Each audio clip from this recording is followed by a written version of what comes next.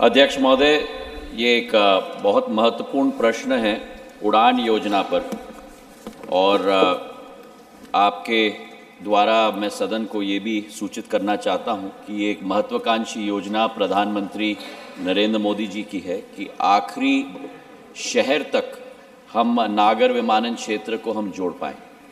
और पूरे देश में बहुत विस्तार हुआ है। 517 रूट्स वर्तमान में प्रचलित हैं और इस उड़ान योजना की एक बहुत महत्वपूर्ण भूमिका हम देख सकते हैं। एक नया उड़ान का सफ़र मध्य प्रदेश, राजस्थान और छत्तीसगढ़ में कल के दिवस में भी हो पाया है, और इस सफ़र को हम प्रधानमंत्री जी के नेतृत्व में आगे भी ले जाएंगे दूसरे राज्यों में। इसका विश्वास भी हम सदन को देना चाहते हैं। जहाँ तक प्रश्न कार्तिकेय जी ने आज इस सदन में पूछा है, मैं उनको विश्वास दिलाना चाहता हूँ नागर विमानन मंत्रालय से कि सेफ्टी और सिक्योरिटी हमारे मंत्रालय की प्राथमिकता है।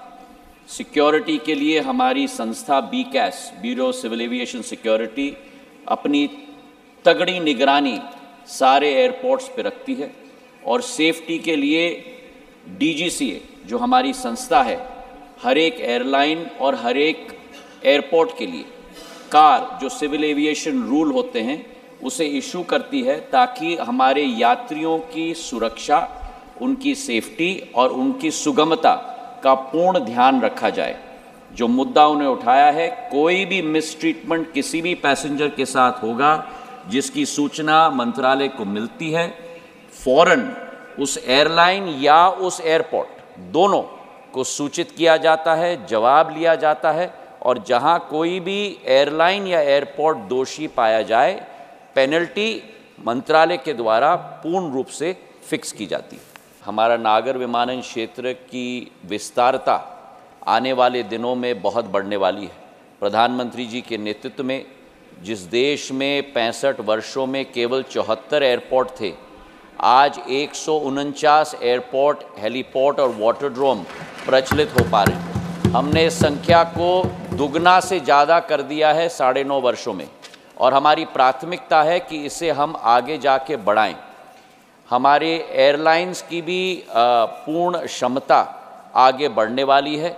एयर इंडिया ने 470 प्लेन की ऑर्डर डाली है, इंडिगो ने 500 प्लेन्स की ऑर्डर डाली है, और आने वाले दिनों में इस क्षेत्र को एक बैकबोन आवागमन के क्षेत्र में पूरे देश का हम बनाने वाले हैं। ये विश्वास मैं सदन में आपके द्वारा मैं देना चाहता हूँ। प्रश्न यहाँ है कि एयरलाइंस ने भी नांदेड़ में प्रचलन शुरू कर दिया था।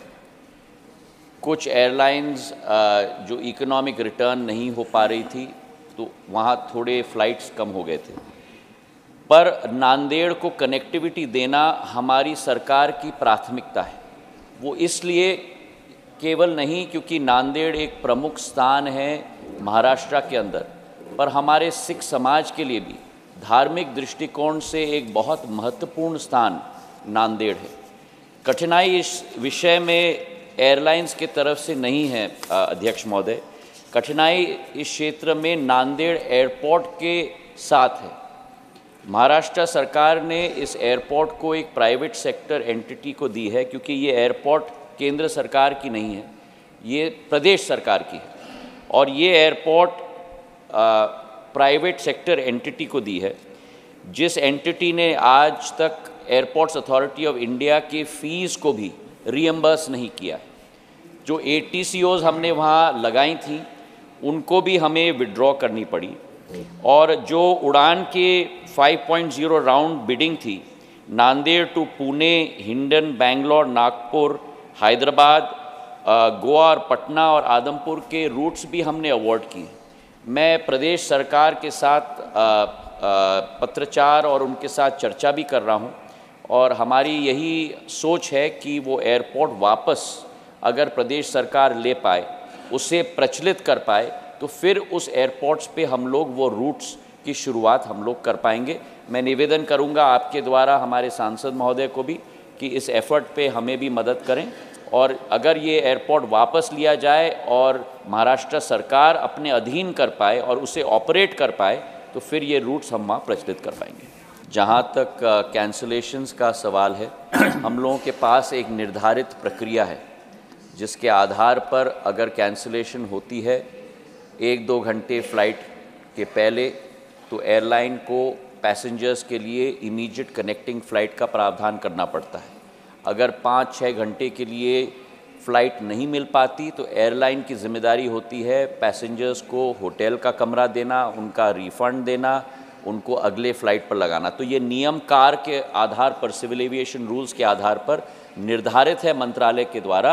अगर कहीं भी उल्लंघन होता है तो मंत्रालय पूर्ण सतर्कता के साथ उस एयरलाइन के विरुद्ध प्रक्रिया और कार्रवाई इमीडिएटली करती है।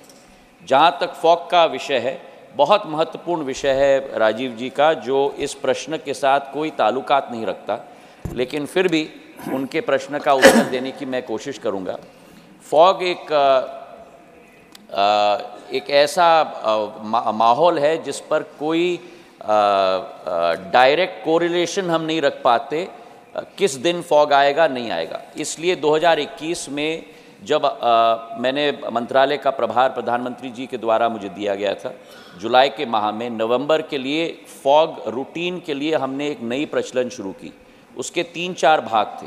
पहले तो हमारे कैट 1, कैट 2 और कैट 3 ट्रेन पायलट्स की संख्या एयरलाइंस को में बढ़ोतरी होने के लिए हमने उनको सीधा प्रावधान बनाने को कहा। उसी के साथ जो कैट 2 और कैट 3 ट्रेन्ड एयरक्राफ्ट न हो, उदाहरण के तौर पर ATR और Q400 बॉम्बार्डियर के, उनको हमने नॉन फॉग आवर्स में चलाने का प्रावधान हमारे विंटर स्केड्यूल में हमने पहले से बना के रखा है। विंटर स्केड्यूल करीब अक्टूबर के अंत के माह में बनता है, वो प्रावधान हमने बना के रखा है। पूरा विंटर स्केड्यूल में हर एक एयरलाइन का स्केड्यूल भी उसी फॉग के आधार पर नियंत्रित किया जाता है। कैट 3 एयरपोर्ट्स, IFR एयरपोर्ट्स मतलब इंस्ट्रूमेंटल फ्लाइट रेटेड एयरपोर्ट्स को कैट 1 पर हम लोग ले जा रहे हैं। कैट 1 के एयरपोर्ट्स को कैट 2 तक ले जा रहे हैं। कैट 2 के एयरपोर्ट्स को कैट 3 तक ले जा रहे हैं। फॉग से प्रभावित हमारे देश में करीब 18 से 19 एयरपोर्ट्स ही हैं। उसमें उत्तर भारत के भी एयरपोर्ट्स हैं, जैसे लखनऊ है जहाँ से राजीव जी आते हैं, हमारे दिल्ली का एयरपोर्ट भी है, और इन एयरपोर्ट्स में भी प्रावधान कैट 3 का हमने कर दिया है। और इसी के तहत पिछले 20-21 वर्ष के विंटर स्केड्यूल में और 21-22 के विंटर स्केड्यूल में फॉग के ज़रिए कैंसिलेशंस 0.05% ही केवल हो पाए हैं और डिलेज़ 0.01% ही हो पाए हैं, क्योंकि वो स्केड्यूल ही हमने वैसे बनाने की कोशिश की है। कैट 3 ट्रेन पायलट्स की संख्या भी बहुत देश में बढ़ गई है, और कैट 2 और कैट 3 की भी, ताकि हर प्लेन का operation Boeing 737, A319, A320, cat 2-3 train pilots के आधार पे ही हो। Thank you sir.